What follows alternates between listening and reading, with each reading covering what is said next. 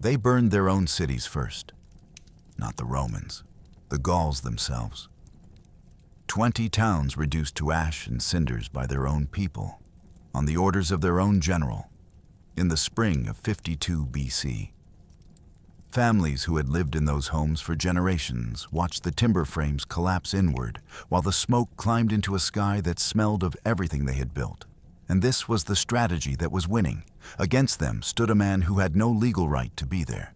Julius Caesar, proconsul, politician, debtor, commanded an army fighting an 8-year war that Rome had never formally declared, in a territory the Senate had never authorized him to conquer, for reasons his own dispatches carefully disguised as necessity. He was outnumbered, overextended, and operating 3 weeks' march from the nearest Roman supply base. The civilization he was fighting numbered in the millions, occupied a territory larger than the Italian peninsula, and had already handed him the worst battlefield defeat of his career. He won anyway, and in winning, accidentally destroyed the republic he claimed to be defending. But here is what historians have never fully resolved. The man who came closest to stopping him, who had Caesar retreating, his allies defecting, the strategic situation collapsing, abandoned the strategy that was working at the precise moment it mattered most. Vercingetorix of the Arverni had spent months refusing decisive battle. He had studied Roman tactics from the inside. He understood, with a clarity rare among his contemporaries, exactly how to beat the most disciplined army the ancient world had ever produced. And then, in one afternoon, he threw it away. The chronicles show the decision. They cannot show us what it cost him to make it. You will discover the single exception Vercingetorix allowed to his scorched earth policy, the one town his people begged him not to burn, and how that exception handed Caesar the supplies that kept the conquest alive. You will discover that Caesar admitted, in letters to the Roman Senate, that he lost the Battle of Gergovia, and then blamed his own soldiers for it. And you will discover how the gold Caesar stripped from Gaul crashed commodity prices in Rome, flooded Italy with hundreds of thousands of slaves, and gave one man the personal army that ended 500 years of republican government. To understand why the man who was winning made the decision that destroyed everything, we need to go back to 60 BC, and the moment a debt-ridden politician looked north across the Alps and decided that Gaul's misfortune would become his salvation. The standard account of the Gallic Wars begins with barbarian migration and Roman border security. It is a convenient account. It is also, as modern historians are unanimous in recognizing, essentially false. Julius Caesar went to Gaul because he had no choice. Not in the way that generals are sometimes said to have no choice, meaning they faced a strategic imperative or a political opportunity they could not ignore. Caesar's situation was more fundamental than that. He went to Gaul because the alternative was financial ruin, political destruction, and probable exile. Gaul was not his ambition, it was his escape route. Plutarch, in his Life of Caesar, records a detail that clarifies everything about what followed. Before Caesar could depart for his provincial command in 58 BC, his creditors had to be satisfied that he would return to pay them. Marcus Licinius Crassus, the wealthiest man in Rome, personally guaranteed Caesar's debts. The amount Plutarch records is 830 talents, roughly 25,000 kilograms of silver. Without Crassus's guarantee, Caesar's creditors would not have allowed him to leave the city. A war that would reshape Western civilization began with one rich man vouching for another man's ability to pay his bills. The political arrangement that made this possible was the First Triumvirate, an informal, secret compact among Caesar, Crassus, and Gnaeus Pompeius Magnus, known to history as Pompey the Great. None of the three men publicly acknowledged the arrangement's existence. Cicero, whose letters provide a contemporary window into the political atmosphere of the period, expressed his anxiety about it repeatedly while carefully avoiding naming it directly. It was an alliance that left no written record and that its members denied. Yet, it was the most consequential political agreement in Roman history since the Republic's founding. What each man wanted from it was straightforward. Pompey needed his eastern military settlements ratified and land distributed to his veterans. The Senate had been blocking both for years. Crassus needed financial concessions and a military command that would give him the martial reputation his wealth had never produced. And Caesar needed a lucrative provincial command, a governorship with military recruiting authority, far enough from Rome that his creditors couldn't reach him, rich enough in potential plunder to clear his obligations and fund his political future. In 59 BC, during Caesar's consulship, the Lex Vatinia gave him exactly this: a 5-year proconsulship of Cisalpine Gaul and Illyricum. The death of the sitting governor of Transalpine Gaul shortly afterward allowed Caesar's allies to add that province to his command, giving him authority across the Alps and the military infrastructure to use it. The Senate's conservative faction, the Optimates, who had watched Caesar's consulship with growing alarm, had tried to prevent precisely this outcome. They had attempted to assign the incoming consuls supervision of forests and cattle trails within Italy, deliberately meaningless appointments designed to deny Caesar military authority. They failed. What Caesar intended to do with his command was not immediately obvious. Some historians, including the ancient historian Jonah Lendering, have argued that Caesar's original target may have been Dacia, modern Romania, for its precious metal deposits, and that the Helveti migration of 58 BC was an accident of timing that redirected his attention northward. This remains scholarly inference rather than established fact. The ancient sources don't confirm it directly.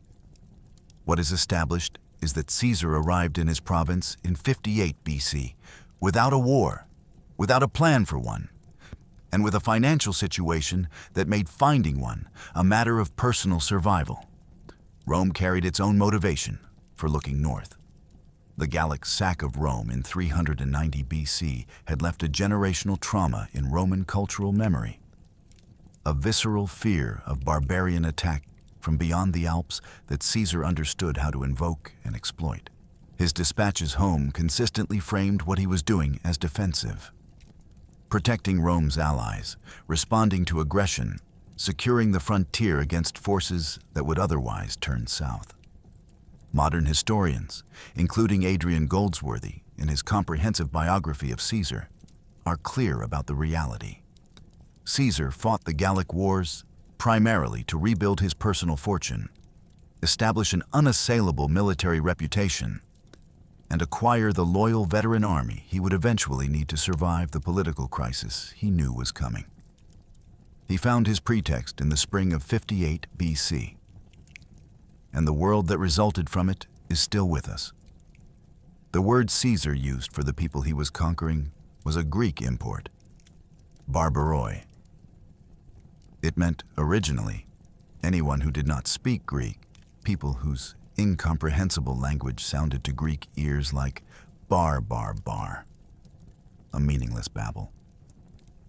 By Caesar's time, it had accumulated centuries of Roman contempt, becoming shorthand for uncivilized, violent, irrational, fundamentally unlike us. Caesar used it deliberately, strategically, in every dispatch he sent to Rome. He needed the Senate and the Roman people to believe he was fighting savages. The truth was considerably more complicated.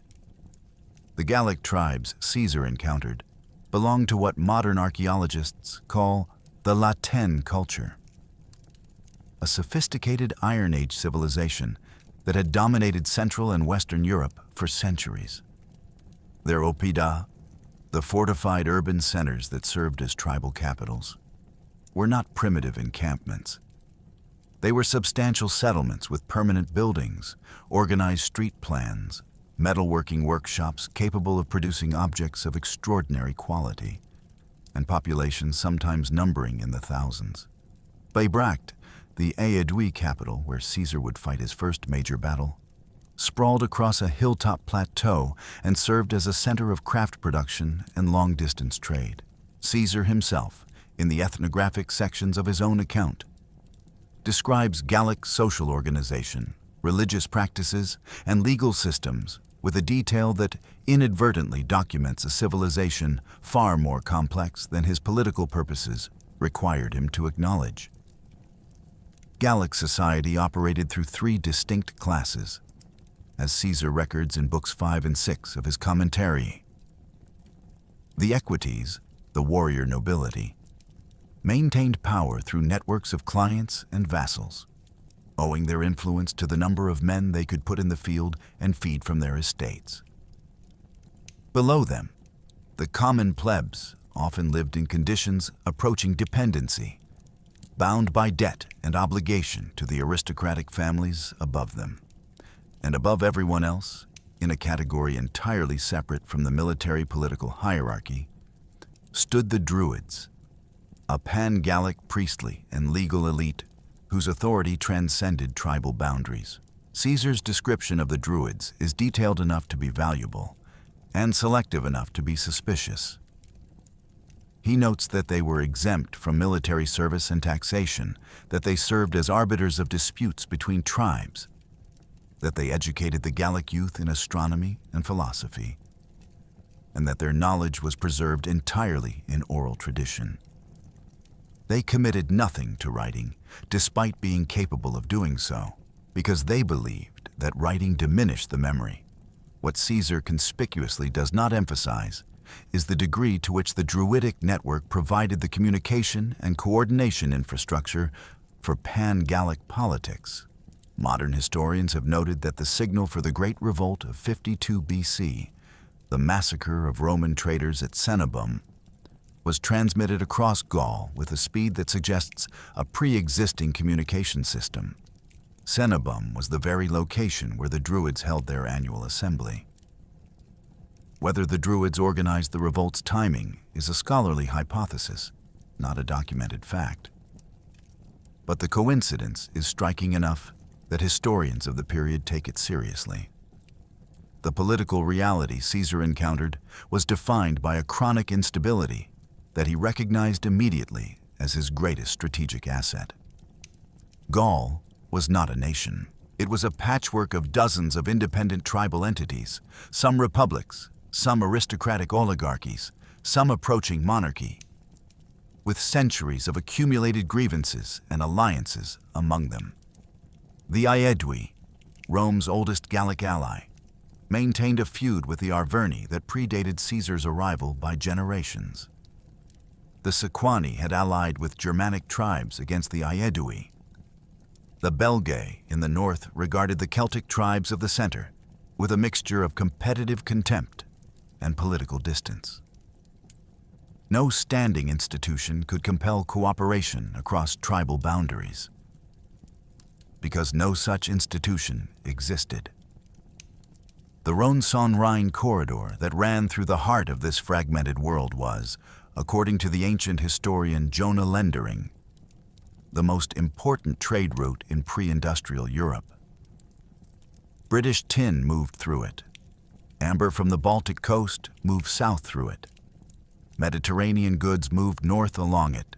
The tribes that controlled sections of this corridor were wealthy beyond what their agricultural base alone would explain. Caesar understood this. The dispatches he sent to Rome emphasized security and civilization. The accounts he kept for himself were about a different kind of arithmetic entirely. Rome's greatest military instrument was not a weapon. It was a system. The Roman legion of the late Republic, the organization Caesar commanded, was a combined arms force of approximately 4,800 to 5,000 men at full strength, organized into 10 cohorts, subdivided into centuries of 80 men each. The legionaries' weapons were simple and devastating. 2 pila, heavy throwing javelins designed to bend on impact so they couldn't be thrown back, followed by the gladius, a short stabbing sword optimized for close-order fighting where space was too confined for a slashing stroke. Their shield, the scutum, was a large curved rectangle of laminated wood with an iron boss at the center. As much a weapon as a defense, used to punch and shove in the press of close combat. Popular depictions of Roman soldiers in the elaborate banded armor called lorica segmentata are, as military historians note, anachronistic for this period. Caesar's legionaries wore lorica hamata, flexible chainmail, practical, proven, and significantly less photogenic than its cinematic replacement. What Suetonius records about Caesar's relationship with these men is unusual enough to merit careful reading. According to Suetonius's Divus Julius, Caesar knew his soldiers individually. Not just the officers, but veterans across multiple legions. He memorized names, recognized faces, tracked service records. This was not an administrative capability. It was a deliberate strategy for building the kind of personal loyalty that would, a decade later, prove stronger than the soldier's loyalty to the Roman state itself. The army that Caesar built in Gaul was not Rome's army fighting Rome's war. It was Caesar's army fighting Caesar's war, for reasons that ultimately had more to do with one man's political survival than with any strategic necessity the Republic faced. Caesar's first military decoration came before any of this. Suetonius records that at the Siege of Mytilene in 81 BC, when Caesar was approximately 19 years old and serving as a junior officer in Asia, he earned the Corona Civica, the civic crown, Rome's second highest military honor, for saving the life of a fellow soldier under fire. He was a senator's son with no military background, performing an act of personal courage that would more typically be associated with a common legionary.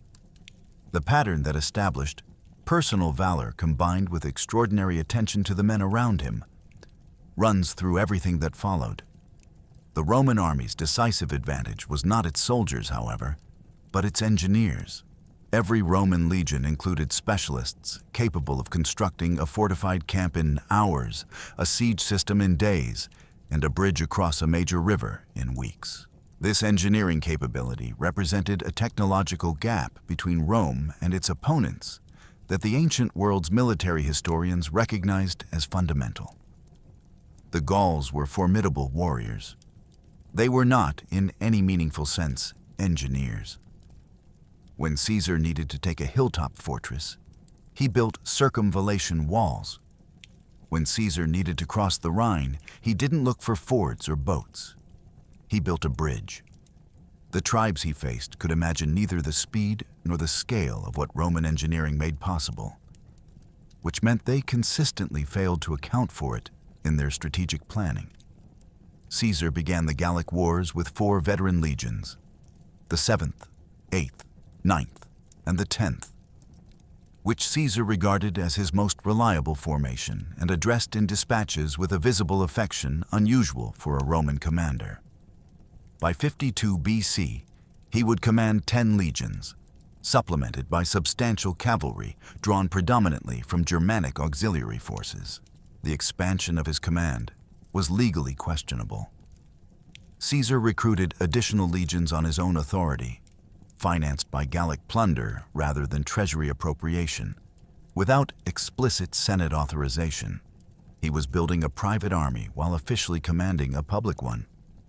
The distinction mattered enormously in Roman constitutional theory. It would matter even more in 49 BC. One figure in this structure deserves particular attention: Titus Labienus, Caesar's most capable lieutenant, and the man who successfully prosecuted the northern campaigns independently while Caesar operated in central Gaul.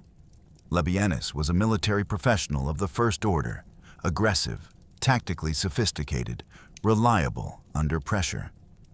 He would eventually choose Pompey over Caesar when the Civil War came. fighting against the man he had served for a decade in the most consequential conflict of the ancient world.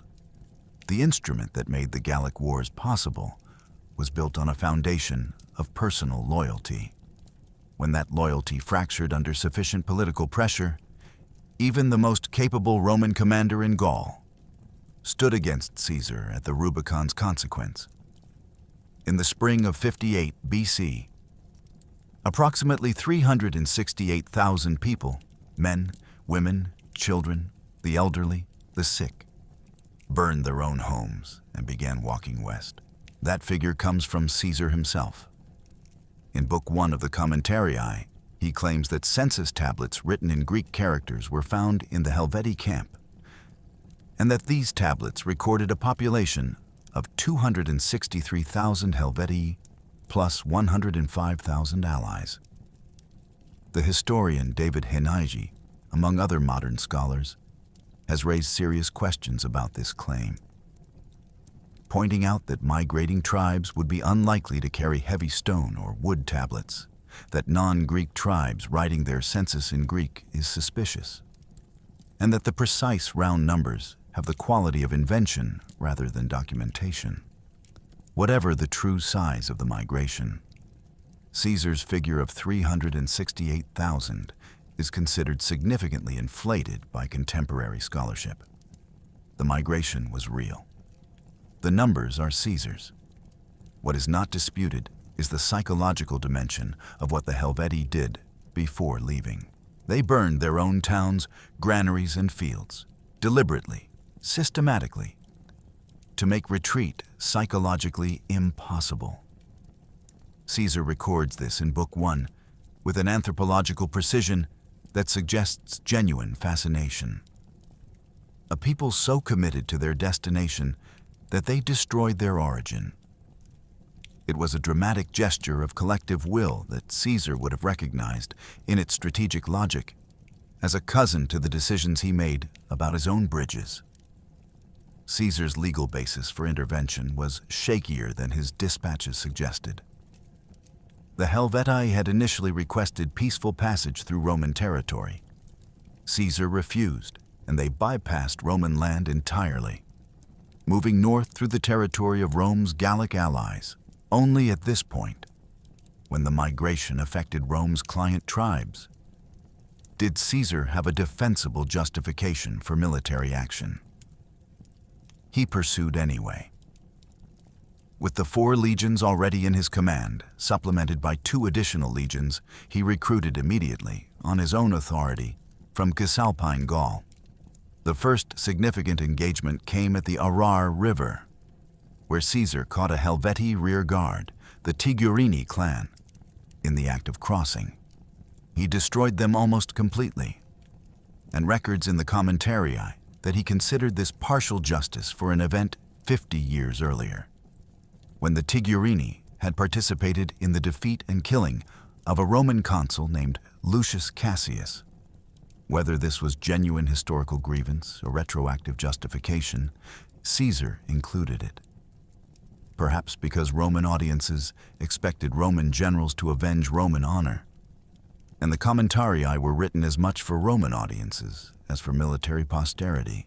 The decisive engagement came at Bibracte, whilst the Aedui capital in central Gaul, and Caesar's own account, which is never generous to opponents, suggests it was a harder fight than Roman military self-presentation typically acknowledged.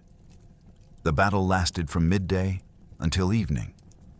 Caesar was forced at one point to send his cavalry off the field, removing the horses so that no one could flee, and the legionaries understood their only option was to stand. The Helveti attacked and counterattacked through the afternoon. Caesar's account acknowledges the extraordinary bravery, his words, filtered through translation, of his opponents. By nightfall, the Helveti had broken. By morning, their elders were suing for terms. Caesar's response to their surrender was strategically elegant and immediately revealing. He did not enslave them. He did not disperse them. He ordered them to return to their original homeland in modern Switzerland, with the explicit reasoning that their territory needed to be populated in order to prevent Germanic tribes from moving in across the Rhine. The defeated tribe became a Roman border garrison. This was not mercy. It was repurposing. Caesar could see in a migration he had just destroyed a strategic asset worth preserving in place. The Helveti crisis gave Caesar something more valuable than a military victory. It gave him standing. With the Helveti disposed of, Gallic tribal leaders who had been watching from a careful distance came to Caesar with a new concern. Ariovistus, a Germanic king of the Suebi tribe, had crossed the Rhine years earlier and established a brutal dominance over the tribes of eastern Gaul. Would Rome help? Caesar, who had been looking for exactly this kind of invitation, agreed. By the end of 58 BC, he had defeated Ariovistus near the Vosges Mountains and established Rome as the effective arbiter of Gallic politics. He had not been authorized to conquer Gaul. He had simply begun doing it. The second year of the Gallic campaign nearly ended it. In the spring of 57 BC, the tribes of northern Gaul, the Belgae, as Caesar called them collectively, formed the largest military confederation Caesar had yet faced. They had been watching the Helveti campaign and the defeat of Ariovistus with the particular attention of people who recognized that what they were watching was a preview of their own future. The tribal leaders assembled, counted their warriors, made agreements of mutual support, and moved south to confront the Roman legions before Caesar could pick them off individually. Caesar records the total they claimed to have assembled at over 300,000 warriors. A figure modern historians consider wildly inflated, but indicative of genuine mass mobilization across the northern tribes. Caesar handled the Belgian Confederation's main body through a combination of siege, diplomacy, and force multiplication, breaking the coalition before its largest components could commit fully. But one tribe refused to be managed. The Nervi, occupying territory in modern Belgium, were described by Caesar as the most militarily severe of all the Belgae. A people who had supposedly banned luxury goods and the influence of Roman wine merchants from their territory, maintaining a martial austerity that Caesar clearly respected even as he prepared to destroy them. They had their own source of intelligence about Caesar's operations. Sympathizers embedded in the column of surrendered Belgae and allied Gauls traveling with the Roman army. Caesar records learning this from prisoners after the battle. The Nervi had known the Romans were coming, had known the layout of the legionary column, and had positioned themselves in the forests above the river Sabis to exploit exactly the moment when Caesar's army would be most exposed. That moment was the construction of the camp. Roman legionaries were simultaneously soldiers and engineers, and the daily task of fortifying a camp, digging ditches, raising earthworks, positioning stakes, required them to set down their weapons. It was the standard moment of maximum vulnerability in any Roman advance, and the Nervi had studied it. When the first 6 Roman legions appeared on the hillside above the Sambre, the Nervi crossed the river and attacked before the Romans could form battle lines. Caesar's account in Book 2 of the Commentary describes what followed with an unusual directness. Unusual because Caesar typically writes himself as the calm center of controlled response. And what happened at the Sabis was neither controlled nor calm. The 12th Legion was surrounded. Their centurions had been killed or wounded so comprehensively that Suetonius, in the Divus Julius, uses the engagement to illustrate Caesar's maxim about his men. He knew them well enough to know which units could be trusted to hold and which needed visible leadership to prevent collapse. The 12th needed visible leadership. Caesar found them with the eagle in danger of capture. The loss of a legion's eagle was the worst institutional humiliation the Roman army recognized, requiring the unit's disbandment. And their front ranks pressed so tightly against each other by the Nervi assault that they couldn't use their swords. Both Caesar's own account and Plutarch's biography of Caesar record what happened next. Caesar seized a shield from a soldier in the rear ranks and forced his way through the press to the front line. He called officers by name. He ordered the men to extend their formation and give themselves space to fight. And then, because there was nothing else to do, he fought alongside them. A Roman proconsul, the equivalent of a provincial governor and commanding general combined, a man of senatorial rank and immense political consequence, in the front rank of a collapsing formation on a Belgian riverbank. The arrival of Titus Labienus, with the 10th Legion from the left wing, turned the battle. The nervy assault was broken, their formations shattered, their losses severe. Caesar's claim that only 600 of their fighting men survived is almost certainly propaganda. The Nervi appear in later Roman records as a functioning tribe. What is verified is that their military capacity was severely damaged, and that the battle's outcome hinged on a moment of personal leadership that the reference script for this campaign had not anticipated. Caesar found in the worst crisis of the Sabis that his men would follow him not as an institution, but as a person. That knowledge would prove relevant for the rest of his life. The tribes of the Atlantic coast offered a problem Caesar's legions were designed to defeat on land. They had to invent a way to defeat it at sea. The Veneti of modern Brittany controlled one of the most strategically significant positions in Caesar's developing conquest. The Atlantic trade network connecting Britain to Gaul, their stronghold sat on peninsular tongues of coastal land, accessible neither by land assault at high tide nor by ship at low tide. And their fleet was built for conditions that Mediterranean Roman vessels found genuinely dangerous. Where Roman warships were constructed of relatively light Mediterranean timber, optimized for oared speed in calm water, Veneti's ships were heavy oak construction with high sterns designed to shed projectiles and leather sails capable of surviving Atlantic storms. Caesar records in Book 3 that when his fleet first engaged the Veneti, the Romans found themselves outmatched by ships that could simply sail away from oar-powered pursuit whenever the wind favored them. The Roman solution was characteristically engineering-minded. Caesar's naval commanders, including Decimus Brutus, a name that would acquire tragic historical resonance 12 years later, developed long poles fitted with iron hooks designed to catch and cut the halyards supporting the Veneti sail yards. When the ropes parted and the yards fell, the heavy sails dropped across the deck. A sail-only ship without its sails is a drifting platform. Roman oar-powered vessels, suddenly able to keep pace with immobile opponents, surrounded and boarded the becalmed Veneti ships in detail. Caesar records that a calm fell at the critical moment of the engagement. The wind died, leaving the Veneti fleet unable to maneuver, while Roman oarsmen retained full mobility.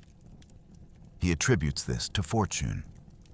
Military historians analyzing the battle note that Caesar's positioning had already reduced the tactical options available to the Veneti before the wind changed, suggesting deliberate exploitation rather than lucky rescue.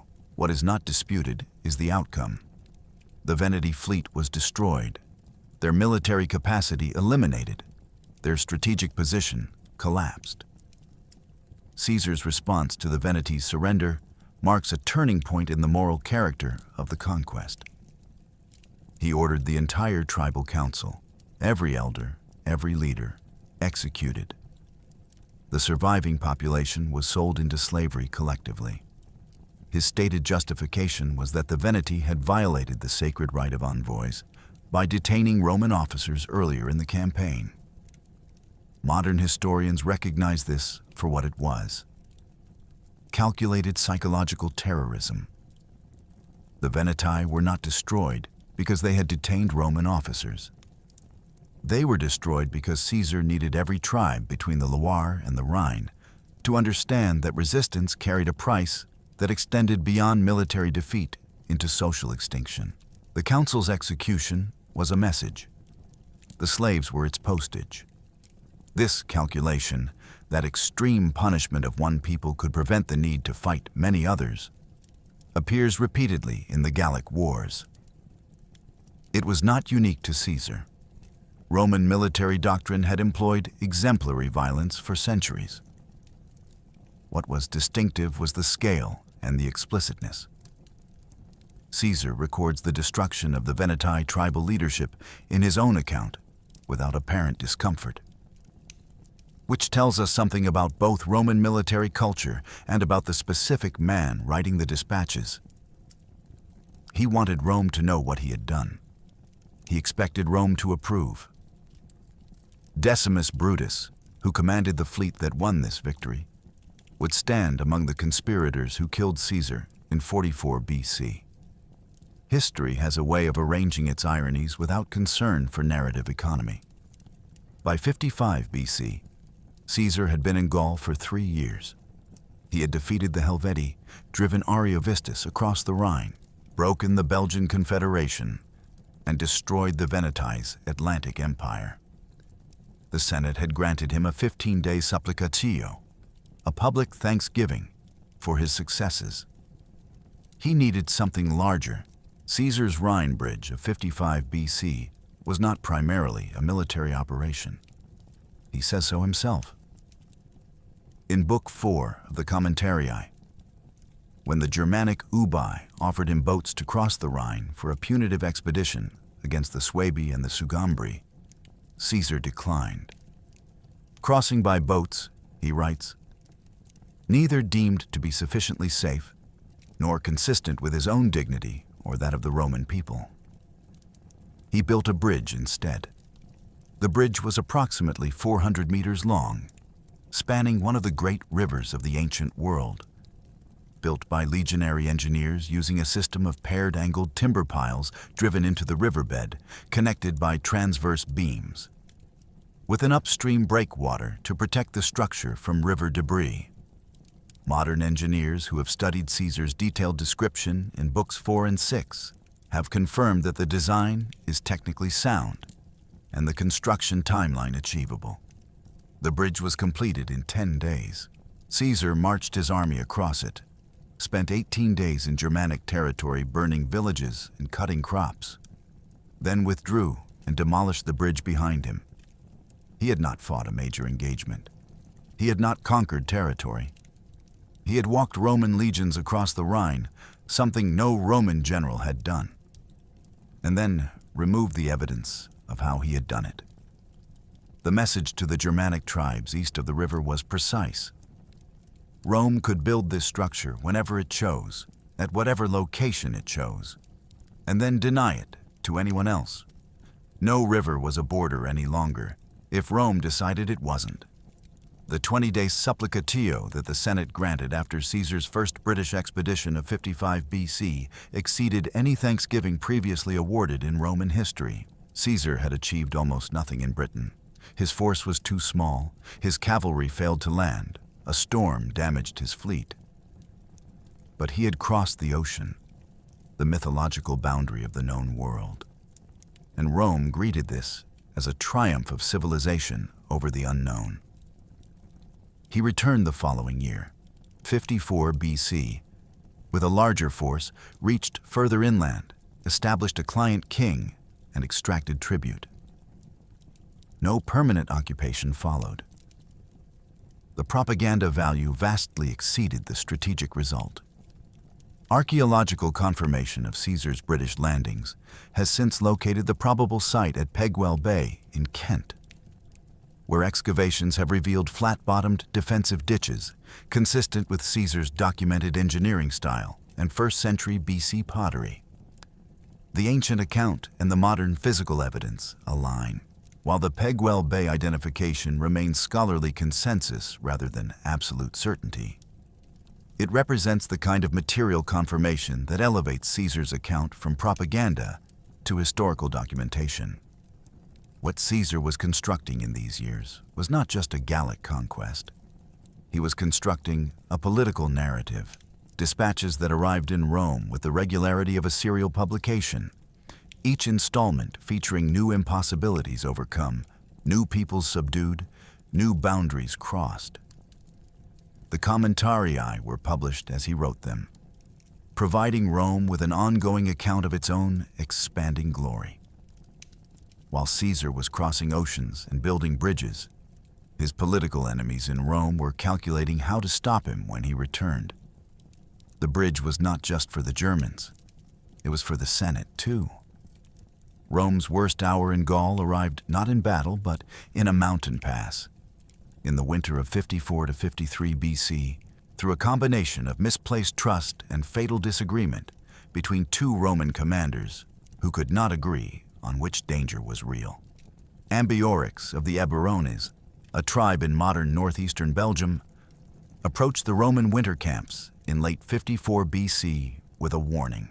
According to Caesar's account in Book 5, Ambiorix told the garrison commanders, Quintus Titurius Sabinus and Lucius Aurunculeius Cotta, that he had received intelligence of a coordinated Germanic attack on all the Roman winter positions in Gaul, and that they would be safer evacuating to join other Roman forces nearby.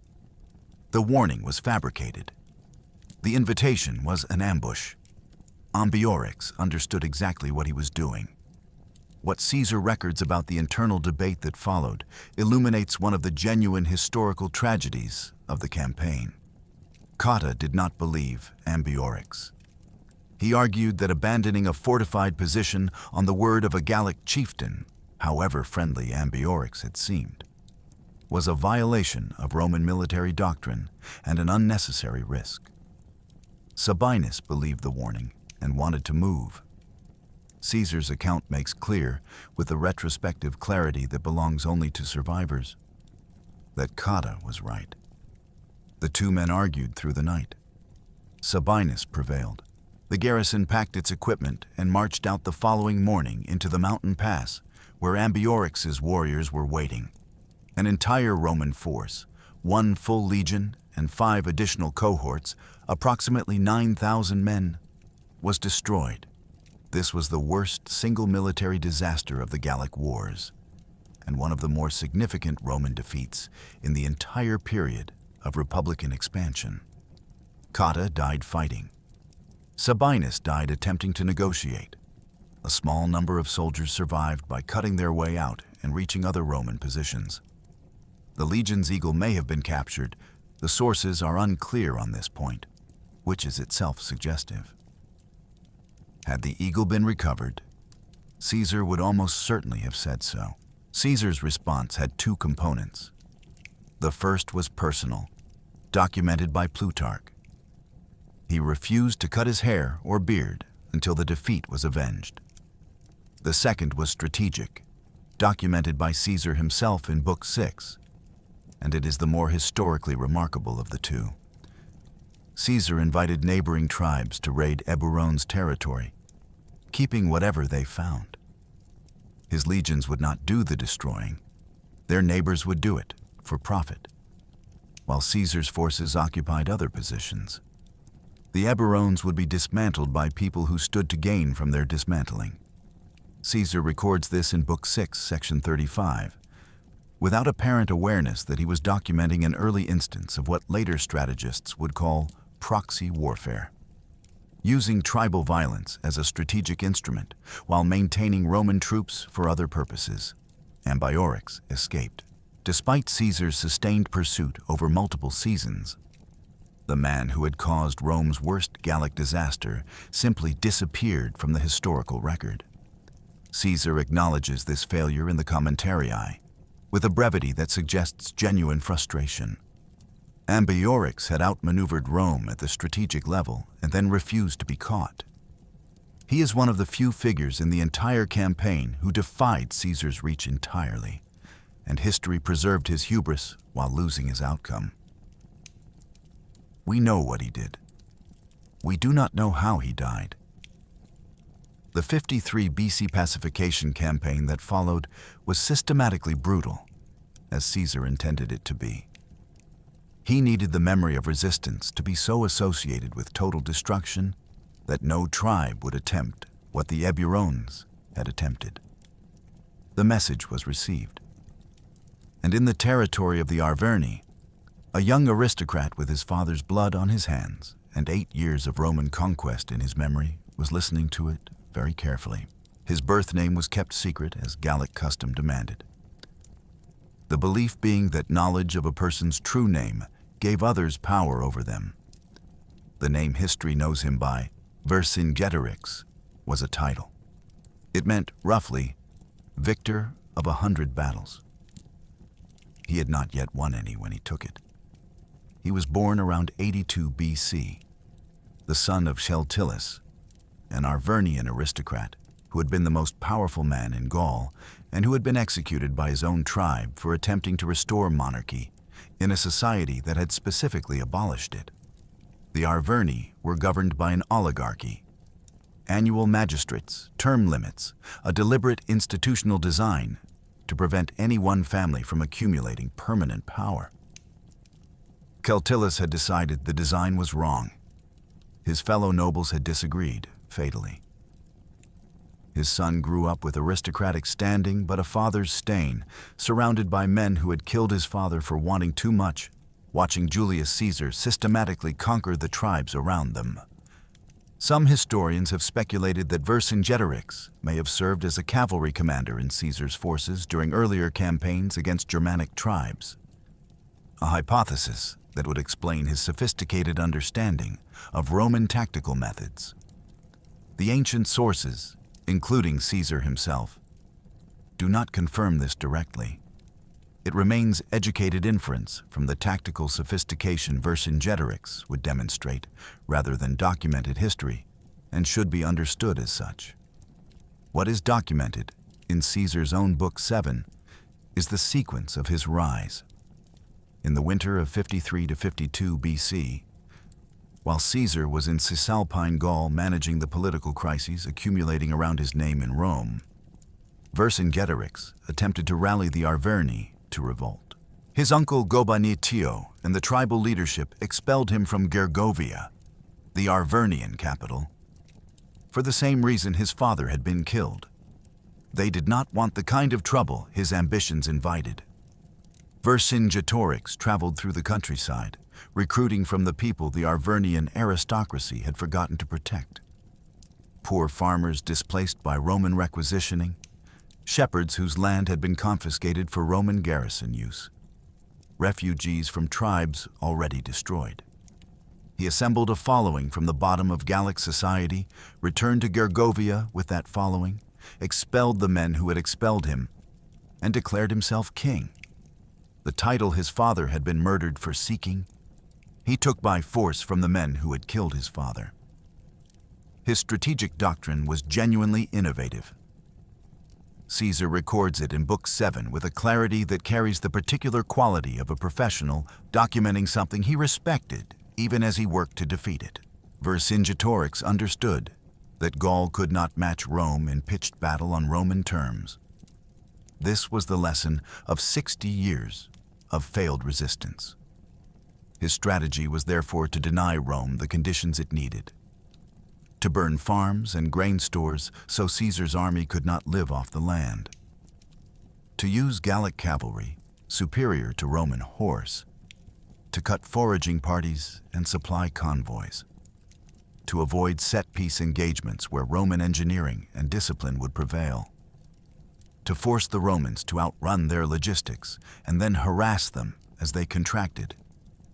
He ordered more than 20 Gallic towns burned, by their own people on his orders, before Caesar's legions could reach them.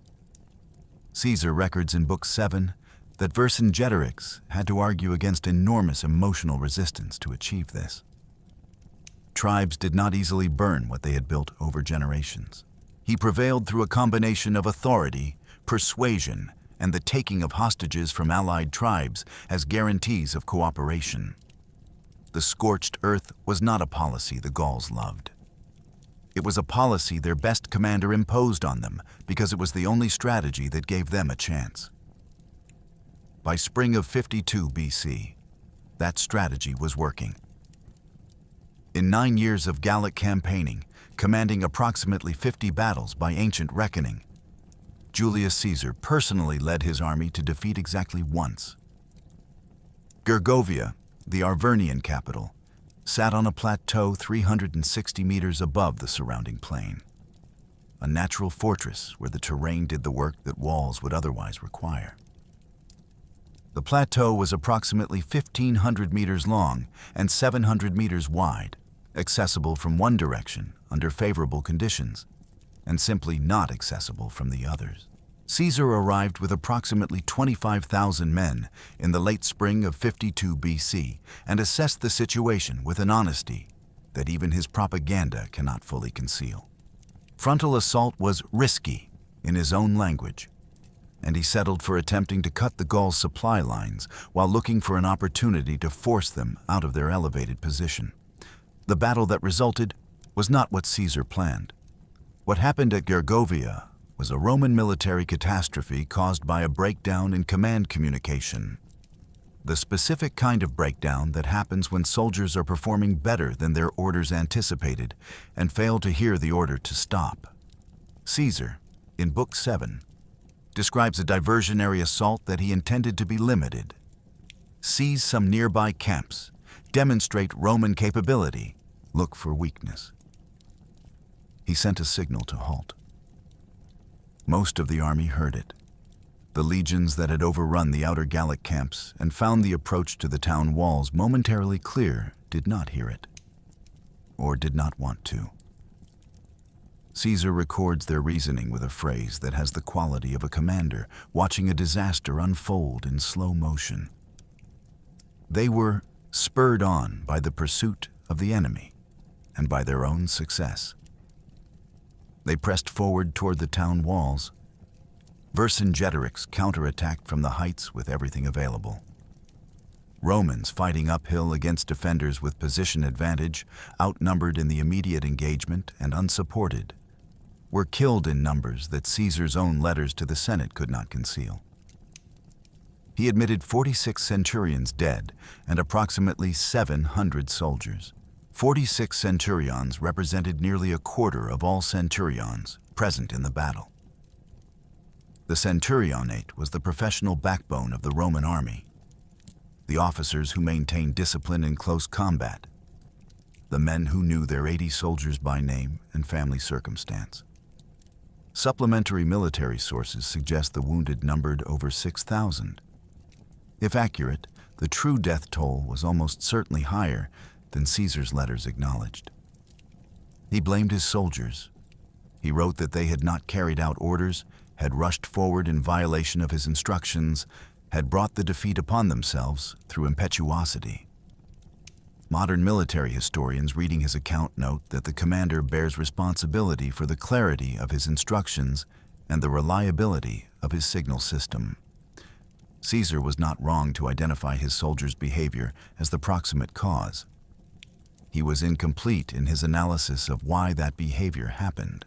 The strategic consequence was immediate and severe. The Aedui, Rome's oldest and most reliable Gallic ally, a tribe that had provided Caesar with cavalry, intelligence, and logistical support throughout the campaign, defected to Vercingetorix within days of Gergovia's outcome.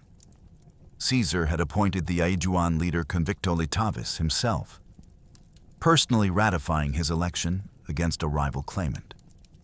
Convictolitavis walked away from that appointment the moment it appeared Rome could be beaten. 60 years of alliance, purchased with Roman political capital and maintained through mutual interest, evaporated in the space of a military setback. Caesar records in Book 7, Section 51, what this defeat meant for the broader strategic situation. This disaster had a great effect in encouraging the Gauls, for they thought that they had not only regained their liberty, but had struck a heavy blow at our prestige. The sentence has the quality of a man writing with clenched teeth, honest because he could not afford to be otherwise, and because Rome already knew what had happened. He salvaged the tactical situation through careful maneuvering, rejoined Labienus's force from the north, and reconstituted his army without allowing Vercingetorix to deliver a follow-up blow. But he had lost a battle he personally commanded, and Vercingetorix had won. This is the moment the campaign turned. Not the battles that followed. They were consequence. The turn was here, in an afternoon's decision that every historian of the Gallic Wars eventually has to explain, and that none of them can explain entirely. Vercingetorix had just won the greatest Gallic military victory of the entire war. Caesar was retreating. His most important allies had defected. The scorched earth strategy that Vercingetorix had fought his own tribal councils to impose was demonstrably working.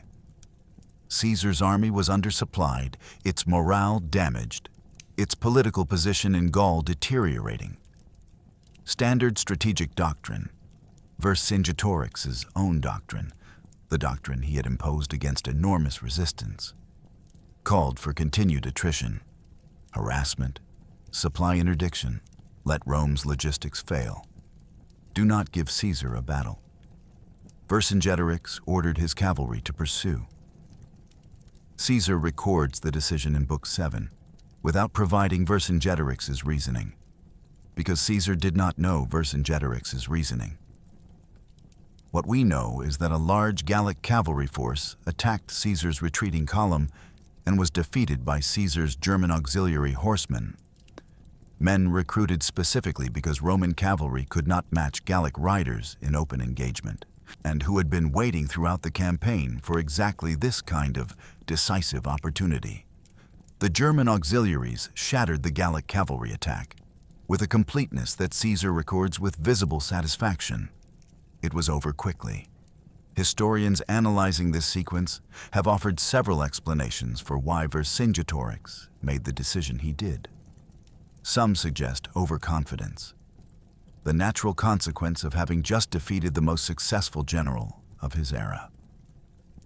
Others argue that political pressure from allied tribal leaders, who were hungry for decisive action after months of watching their towns burn, may have forced Vercingetorix's hand in a coalition he could not command with absolute authority. Still others contend that the cavalry attack was not inherently wrong, but was poorly executed, and that a more competent performance might have turned the strategic situation around entirely. The chronicles show the decision and its consequence. They cannot show us the thinking behind it, and we should be honest about that gap. With his cavalry destroyed, Vercingetorix retreated to Alesia, an oppidum belonging to the Mandubii tribe, situated atop Mont Auxois in modern Burgundy, with rivers on two sides and hills providing natural defensive advantages. He brought approximately 80,000 warriors with him, Caesar's figure. Modern historians' estimates range from 50,000 to that upper bound.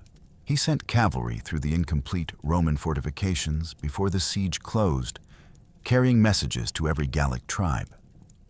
Assemble a relief force, come to Alesia, and between the army inside and the army outside, Caesar's force could be destroyed. The reasoning was not irrational. It required only that the relief force arrive before the food ran out. Caesar records that Alesia had approximately 30 days of supplies when the siege began.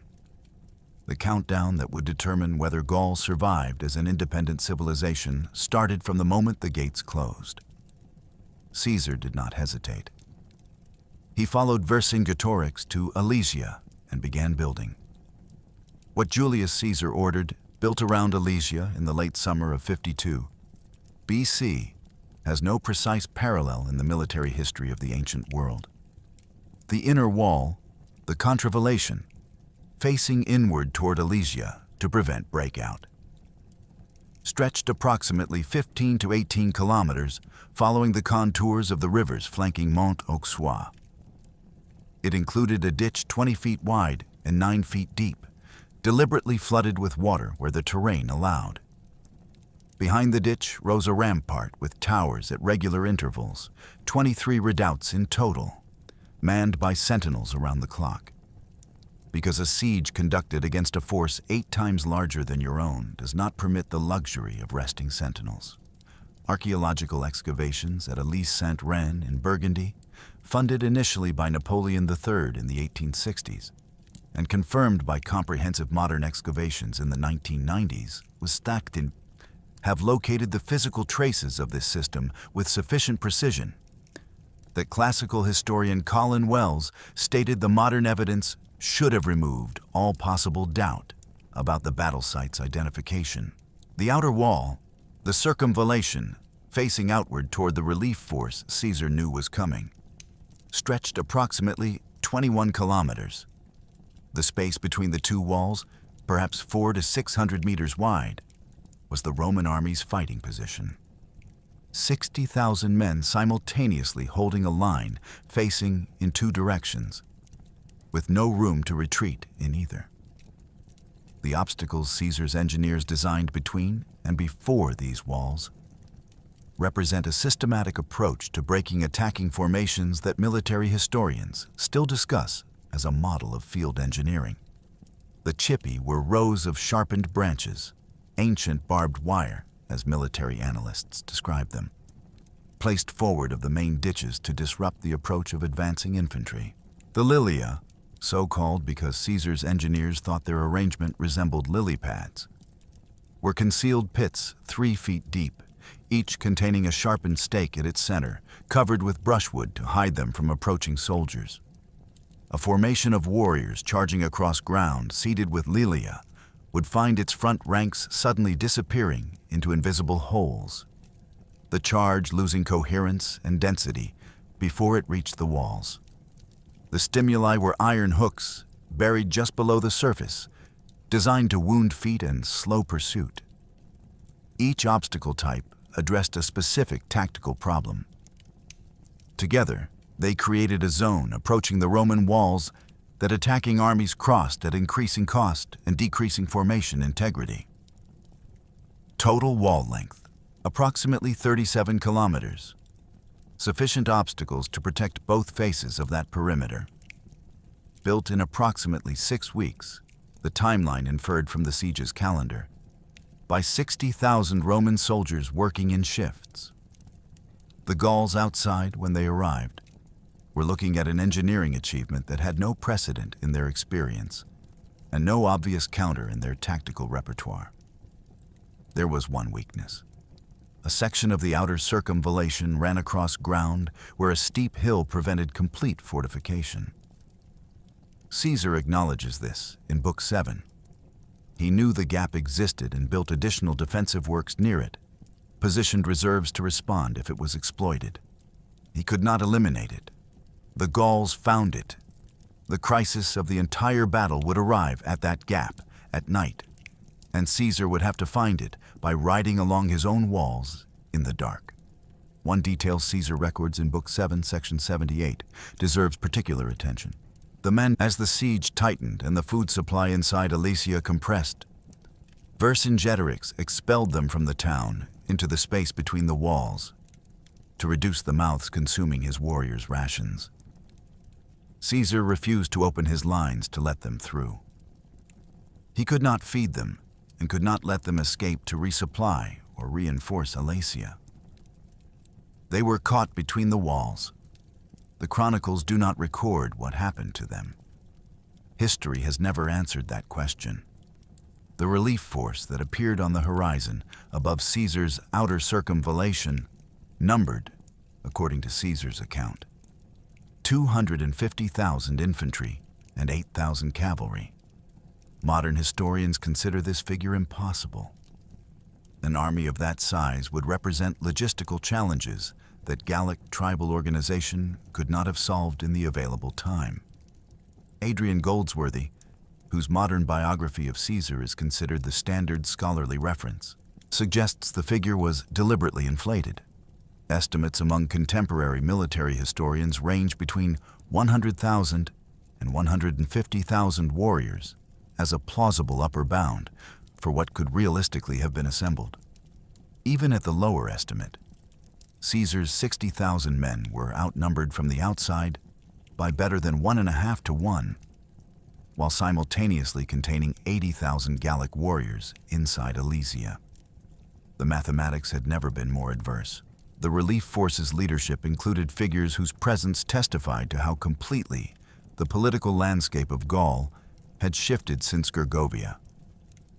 Commius of the Atrebates, whom Caesar had personally appointed as his ambassador to Britain during the expeditions of 55 and 54 BC, a man who had represented Roman interests across the Channel, now commanded cavalry in the army, trying to destroy Caesar.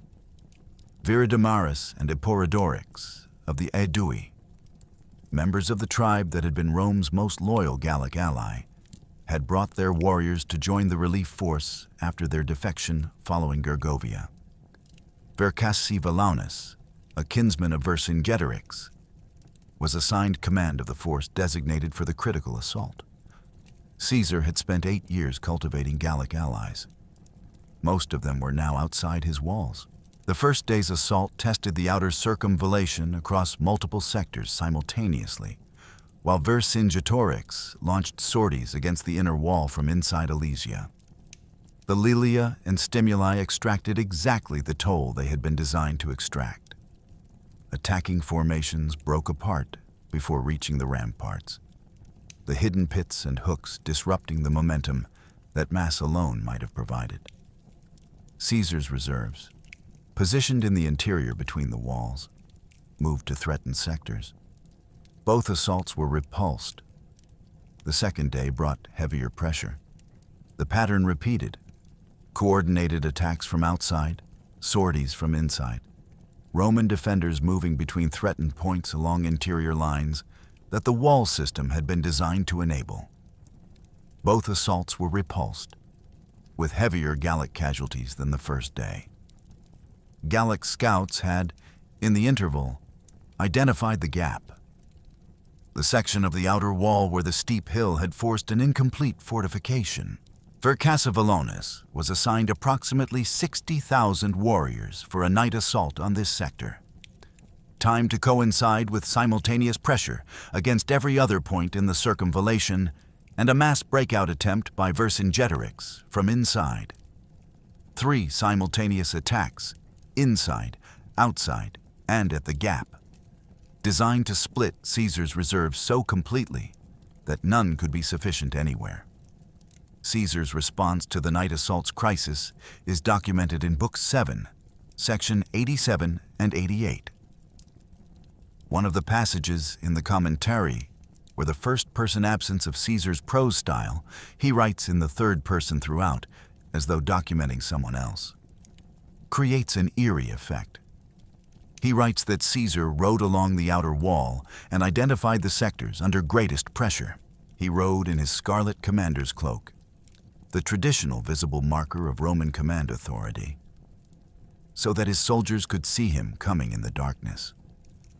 When Vercingetorix's force began breaking through the gap, Caesar personally led 4 cohorts and his remaining cavalry to the sector, attacking the Gallic assault from its flank as it pushed through the breach. His soldiers saw the cloak. Caesar records this straightforwardly. The recognition changed the psychological character of the engagement at the critical point. The 4 cohorts held. The cavalry attack into the Gallic flank created enough disruption that the breakthrough lost momentum. By daylight, the relief force's assault had failed. By mid-morning, the relief army was retreating. Vercingetorix watched from the heights of Alesia as the external force withdrew. His 30 days of supplies were gone. His cavalry had been destroyed before the siege began. The army that was supposed to save him was walking away. Caesar's account of what Vercingetorix did next, Section 89, is remarkably spare for a man documenting his greatest military achievement. The following day, Vercingetorix, having called a council, stated that he had undertaken that war not for his own convenience, but for the liberty of all. Ancient sources differ on the details of what happened the following morning in front of Caesar's tribunal. Caesar's own account, typically the most detailed available, is in this instance the most restrained. He records the surrender in approximately 4 sentences, focused on practical outcomes. Plutarch, writing a century and a half later, and Cassius Dio, writing a century after that, provide more theatrical accounts. Vercingetorix, appearing on horseback without announcement, circling Caesar's raised platform in silence, casting his weapons at Caesar's feet, then sitting in the wordless acknowledgement of what he had done. Jean-Yves Guillaumin, a modern classical scholar, reconstructing the scene from all available ancient accounts, suggests a sequence in which Vercingetorix rode alone into the Roman position, briefly addressed Caesar, surrendered his weapons, and then waited in silence for whatever came next. The chronicles agree on the core facts and diverge on the drama surrounding them. He was approximately 30 years old. Caesar's immediate response to the surrender was calculated to achieve specific political ends within Gaul. The Gallic tribal leaders who had fought with the relief force, men whose tribes would have to live under Roman administration indefinitely, were released. This was not mercy. It was pragmatics. Caesar needed those men to go home to their tribes carrying a message. That submission produced survival, and that Rome's power, having demonstrated itself at Alesia, did not require the continued humiliation of those who accepted it. The common Gallic warriors inside Alesia were distributed as slaves among Caesar's soldiers, one per man, as a campaign bonus. The Aedui and the Arverni, as a political gesture toward future stability, received their prisoners back. The Mandubii civilians who had been expelled from Alesia into the space between the walls before the siege's decisive phase. They are not mentioned in Caesar's account of the aftermath. History has preserved their expulsion and lost their fate. Vercingetorix was taken to Rome. He was held in the Tullianum, the state prison, a circular underground stone chamber that served as Rome's holding facility for those awaiting public execution, for 6 years. While Caesar fought a civil war, became dictator, reformed the calendar, and concentrated power no Roman had held since the Republic's founding, Vercingetorix waited in an underground room. He had united dozens of independent Gallic tribes in less than a year. He had defeated Caesar once in open battle. He had brought the conquest closer to failure than any other opponent Caesar faced in Gaul. He waited 6 years in the dark for the consequences. In 46 BC, Caesar celebrated 4 triumphs in sequence: Gaul, Egypt, Pontus, Africa. The most comprehensive display of military victory Roman tradition had ever witnessed. Vercingetorix was brought from the Tullianum, dressed as a prisoner, and paraded through Rome's streets in chains as the parade's living centerpiece. Cassius Dio, the only ancient source to record the specific manner of his death, states he was strangled. No other ancient account confirms this detail. Cassius Dio was writing approximately 250 years after the event, relying on sources he does not fully identify. What all sources agree on is that Vercingetorix did not survive Caesar's triumph. He was approximately 36 years old. The man who had come closest to saving Gaul had watched his civilization absorbed from an underground room, and then died publicly in a Roman street to make someone else's victory more visible. History preserved his 2 achievements: the unification of Gaul and the defeat at Gergovia, and then recorded almost nothing else about him. Victory immortalizes commanders. It tends to forget everyone who made the command decision to resist. The Gallic Wars should have ended at Alesia. Vercingetorix had surrendered.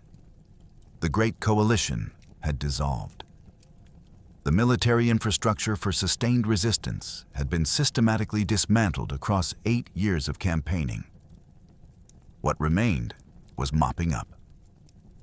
The Latin phrase Caesar uses in his dispatches for the kind of small-scale operations that follow a decisive victory and require presence but not genius. In southwest Gaul, two men had not received the message, or had received it and declined to accept it. Drapes and Lucterius, the latter a commander who had operated in Caesar's campaigns since at least 52 BC, held the fortified hilltop oppidum of Uxellodunum with a garrison that refused to acknowledge that the war had an outcome.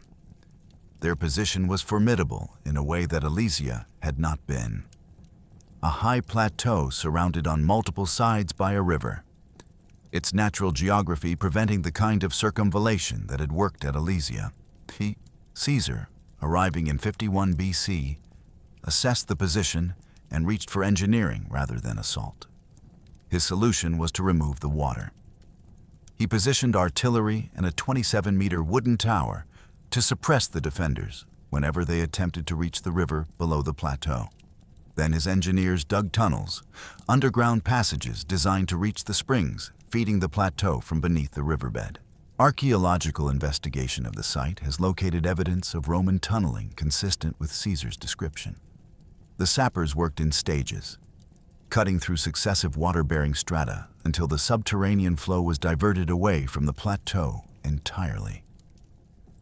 When the springs went dry, the garrison at Uxellodunum drew the logical conclusion, a divine sign that their resistance was impious, that their gods had withdrawn their favor. They surrendered to what they understood as divine intervention. Caesar records this in Book 8, written by his lieutenant Aulus Hirtius after Caesar's death, with what reads as quiet satisfaction. Engineering had been disguised as theology. The same intelligence that built the Rhine Bridge in 10 days had drained an underground river in a military operation that his opponents experienced as the abandonment of the gods. Caesar's punishment for the defenders was chosen with the same cold calculation that had attended his decision to invite neighboring tribes to destroy the Eburones. He ordered the hands of every man who had carried weapons amputated, not killed, mutilated, and released. The survivors were then dispersed throughout Gaul, living demonstrations of what resistance purchased. Hirtius records this in Book 8, Section 44, in the matter-of-fact register that characterizes Roman military documentation of decisions that would have other frameworks to describe them. This was not an emotional response. Caesar had enough time remaining before his proconsulship expired to complete a systematic final message to every surviving Gallic tribe. The war was over, not because Rome had forgiven Gaul's resistance, but because Rome had decided that the visible memory of resistance's cost was more useful than further bloodshed. The mutilated men walking through Gallic villages in the months that followed were Caesar's final publication in the territory he had spent 8 years conquering. Drapes killed himself in captivity rather than face Caesar's judgment. Lucterius escaped initially and was eventually delivered to Caesar by a Gallic chieftain who calculated that the relationship was worth more than Gallic solidarity. The war ended not with a battle, but with a tunneled spring, the silent proof that the most disciplined military engineering force in the ancient world could be as patient underground as it was decisive in the field. Caesar came home from Gaul with 3 things that Rome had no constitutional framework to absorb. The first was money. Suetonius records that the influx of Gallic gold following Caesar's triumph caused the price of gold in Rome to fall by 25%. A figure that, as a single-source claim from a writer working a century and a half after the events, should be understood as indicative rather than precise. What is not disputed is the general economic shock. Vast quantities of precious metal and hundreds of thousands of slaves entering the Italian economy in a compressed period. The slaves, Caesar's ancient sources, including Plutarch and Appian, drawing on the same propagandistic tradition, claim 1 million enslaved across the Gallic wars, displaced free Italian farmers from their land, concentrating agricultural property in the hands of the elite, and creating the kind of rootless urban population that Roman political demagogues had been cultivating as a constituency for decades. Whatever the true number of enslaved Gauls, modern historians estimate somewhere between hundreds of thousands and Caesar's claimed million, with the actual figure genuinely uncertain. The social disruption was real and substantial. The second was an army. Not a Roman army in any constitutional sense, a personal army, loyal to Caesar as a person rather than to the Roman state as an institution. The men who had built the Rhine bridge, fought at Gergovia, and held both walls at Alesia had developed across 8 years of shared hardship a relationship with their commander that Roman Republican theory had no category for. They were his soldiers, not Rome's. Goldsworthy, whose biography of Caesar is the modern standard reference on this period, is explicit about what this meant. When the political crisis of 49 BC required Caesar to choose between crossing the Rubicon and facing prosecution as a private citizen, his army would follow him in either direction. That was not supposed to be possible. It was the consequence of what he had done in Gaul. The third was a political position that his enemies in Rome could not tolerate and could not legally remove. Caesar sought to stand for the consulship of 48 BC while remaining in his province, maintaining the legal immunity that his command provided against prosecution. The Senate's conservative faction, led increasingly by Pompey and the Optimate Alliance, refused this arrangement. In January 49 BC, the Senate passed the Senatus Consultum Ultimum, the emergency decree that effectively declared Caesar an enemy of the state and authorized military action against him. On January 10th or 11th, ancient sources give both dates. Caesar crossed the Rubicon River with the Legio 13th Gemina, a single legion, into the Roman territory where Roman law prohibited a general from leading troops. Both Plutarch and Suetonius record that he quoted the Athenian playwright Menander in Greek before crossing. Alea iacta esto. Let the die be cast. Pompey, commanding forces theoretically far superior to Caesar's single legion, evacuated Rome rather than fight. He believed, and was not wrong to believe, that Caesar's army, forged in Gaul, was not an adversary he could defeat in a single defensive engagement. He was wrong about what came next, but he understood what the army was. The republic that Caesar had left in 58 BC, indebted and politically embattled but constitutionally intact, was not the republic he returned to in 49 BC. He had changed it by being absent from it for 8 years, while transforming himself into something no republican constitution had provisions for. The civil war that followed lasted until 45 BC. Caesar's dictatorship lasted until March 15th, 44 BC, the Ides of March, when approximately 60 conspirators in the Senate chamber of Pompey's theater stabbed him 23 times. He died at the base of Pompey's statue. The civil wars that followed Caesar's assassination lasted another 17 years, ending when his heir Octavian defeated Mark Antony and Cleopatra at the Battle of Actium in 31 BC, and became, in practice, if not in title, Rome's first emperor. The Republic died, finally and completely, 11 years after Caesar died with it, in everything but official form. The instrument of its death, the personal army whose loyalty was to a man rather than a state, had been assembled, one campaign at a time, in the forests and river valleys of Gaul. The silence that followed Uxellodunum was the silence of a world that had finished changing without fully understanding what it had become. Within 2 to 3 generations of Caesar's conquest, the Gallic languages had largely yielded to Latin across the territory that would become Roman Gaul. Within a century, Celtic religious practices had been suppressed or absorbed into the Roman religious framework.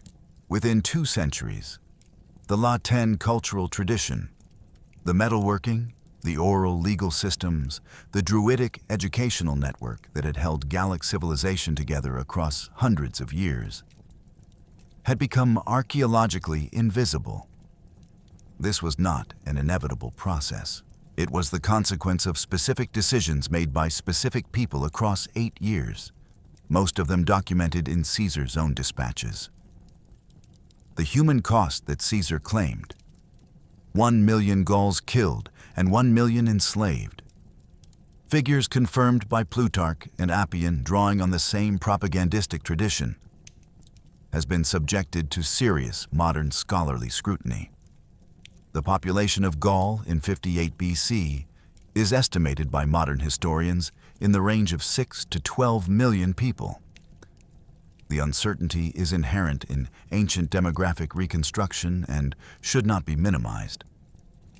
If Caesar's figures are even approximately accurate, the proportional casualties of the Gallic Wars exceed those of Germany and the Soviet Union in the Second World War. A comparison drawn explicitly by the classicist Kurt Raaflaub in academic scholarship on the subject.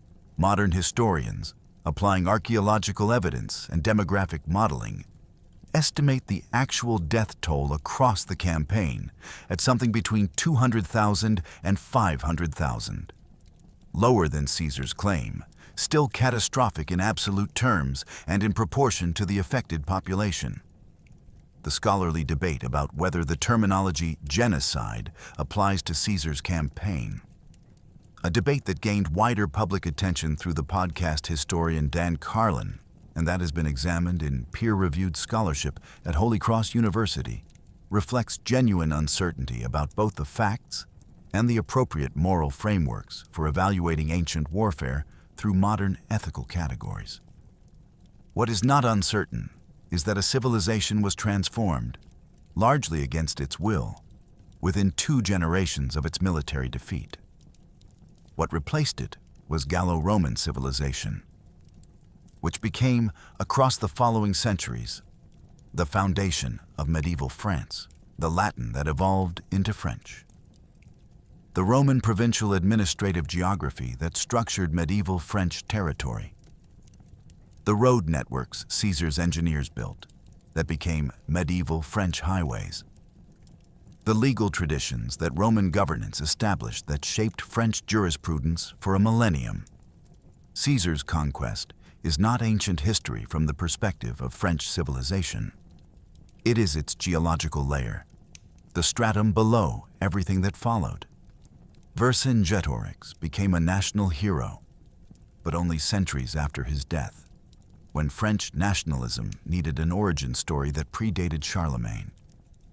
Napoleon III, who saw in the story of Gallic resistance against Roman conquest a narrative useful for his own political purposes, funded the excavations at Alesia Saint-Reine in the 1860s that first confirmed the Alesia battle site. He then commissioned the sculptor Aimé Millet to create the massive statue that stands there today. Vercingetorix, 6.5 meters tall in bronze, gazing across the battlefield where he surrendered.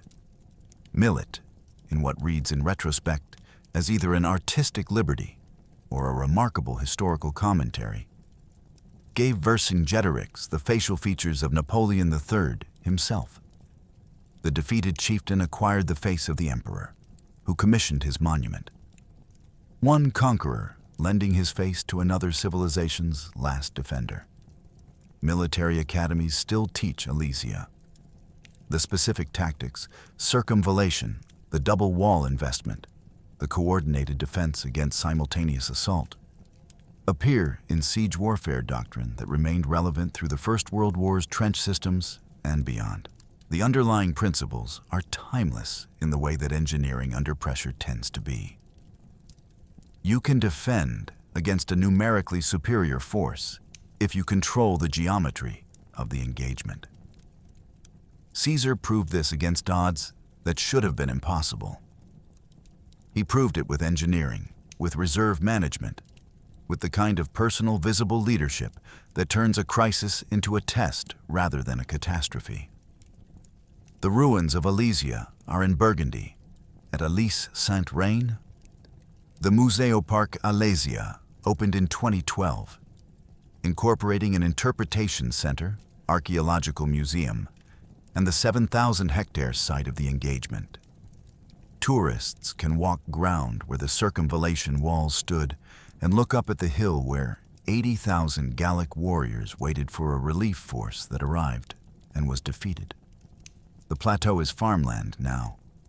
The springs that once fed it, the springs that similar Roman engineering at Uxellodunum demonstrated could be diverted, still run. 8 years. The span of a child's entire primary education. The span of 2 American presidential terms. 8 years in Gaul, and the world that existed when Caesar crossed the Alps in 58 BC was unrecoverable. Caesar claimed, in the dispatch tradition, that Plutarch and Appian transmitted to later centuries, that 1 million Gauls died and 1 million were enslaved across the campaign. Modern historians, working from demographic modeling and archaeological evidence, estimate the death toll at somewhere between 200,000 and 500,000. Still a catastrophe by any measure. Still a demographic wound that Gallic society took generations to absorb. The honest answer is that we do not know the precise human cost, because the people who paid it did not leave written records, and the man who imposed it had every political incentive to exaggerate his achievement. What archaeology confirms is that it was vast. What the subsequent disappearance of Gallic language, culture, and religious practice confirms is that it was permanent. Vercingetorix united dozens of independent Gallic tribes in less than a year. He defeated Caesar once, in open battle, on Caesar's own terms. He came within weeks of winning. He spent 6 years in an underground stone room and was strangled at 36 years old to make a Roman parade more impressive. The Gallic language his warriors spoke is gone, replaced by the language of the men who killed him. The French spoken today in Auvergne, in Burgundy, in the territories of the Arverni and the Aedui and the Belgae, is Latin, Caesar's tongue. Still, the gold that Caesar stripped from Gaul crashed commodity prices in Rome. The slaves flooded Italian labor markets and displaced the free farmers whose political displacement made the Republic ungovernable. The personal army he assembled in Gaul crossed the Rubicon and ended the Republican Constitution. The campaign that was supposed to solve one politician's debt problem created the conditions for the transformation of the Mediterranean world's governing structure. Rome sent Caesar to Gaul to buy time for a failing republic. He bought it, spent it on conquest, and came home with an institution, a personal army, a personal fortune, a personal legend, that the republic had no constitutional mechanism to contain. The ruins of Alesia stand in the Burgundy countryside. The statue of Vercingetorix looks north across the hills where his relief force failed to arrive. The farms grow over the trenches. The springs still run. And the language spoken by the people who visit that museum to learn about the man who tried to stop what happened there is the language of the army that built the walls he could not break through. That is what 8 years in Gaul produced. That is what one man's debt, one civilization's fragmentation, and one afternoon's decision at Gergovia cost the world. Sometimes the consequence of a single tactical error is a changed language. Sometimes the consequence of one politician's financial desperation is a civilization. The mathematics of history rarely announces its results in advance. It simply presents them centuries later as the world everyone alive has always known, as though it could not have been otherwise. It could have been otherwise. It very nearly was.